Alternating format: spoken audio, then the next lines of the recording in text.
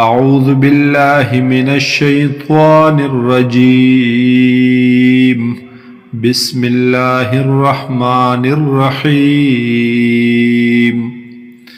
لم يكن الذين كفروا نو هاغ کسان چی کفر کڑیو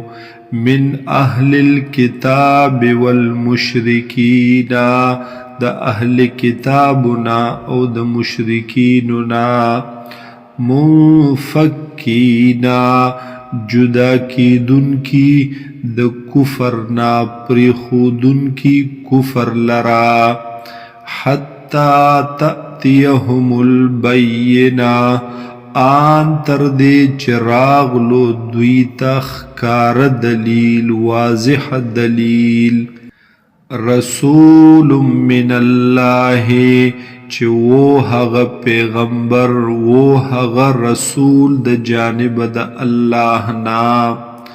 یتلو صحفا مطہرا چه تلاوت کولوی پا دوی صحیفو پاکو لرا فیہا کتب قیمہ او پا دغی صحیفو کی حکمنا مضبوط درست حکمنا وما تفرق الذین اوتوا الكتاب او ندی ڈلی شوی هاغ کسان چه ورطور کڑلی شوی او کتاب الا من بعد ما جاءتهم البینہ مگر رست دینا چراغ للو دویتا واضح دلیل وما امرو او حکم نو شوی دویتا الا لیعبد اللہ مگر دے خبری چی عبادت دیو کی دوی دا اللہ مخلصین لہ الدین پدا سے حال کی چی خالص کون کی وی دلرا عبادت حنفاء او مائل دیوی دوی دا ہر باطل نہ حق طرفتا ویقیم الصلاة او قائم وی دوی مانزلرا ویؤت الزکاة او ورکوی دوی زکاة وذالک دین القیمہ او دے دا دین مضبوط دین محکم ان الذین کفروا بے شک ہاغ کسان چی کفر کڑے من اہل الکتاب دا اہل کتابنا والمشرکین او دا مشرکاننا فی نار جہنم وی بدوی پور د جہنم کے خالدین فیہا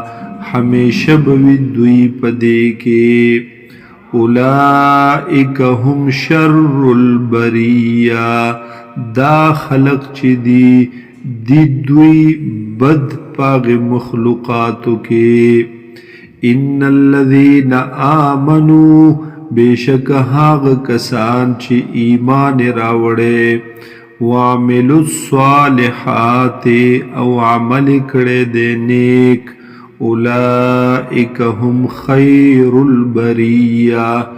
دا خلق چی دی ہم دی دوی بہترین پا مخلوقاتو کے جزاؤہم عند ربهم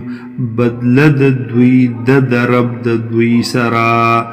جنات عدن چی دی حغا جنتنا د ہمیشہ پاتے کے دلو تجری من تحتها الانہارو چی بیگی بلاند د حغین نہرنا خالدین فیہا ابدا ہمیشہ بوی دوی پدے کے ہمیشہ دبارا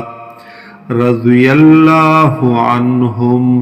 راضی دے اللہ تعالی دوینا ورضوا عنه او دوی رضا دی دوی خوشحال دی د هغنا ذالک لمن خشی ربه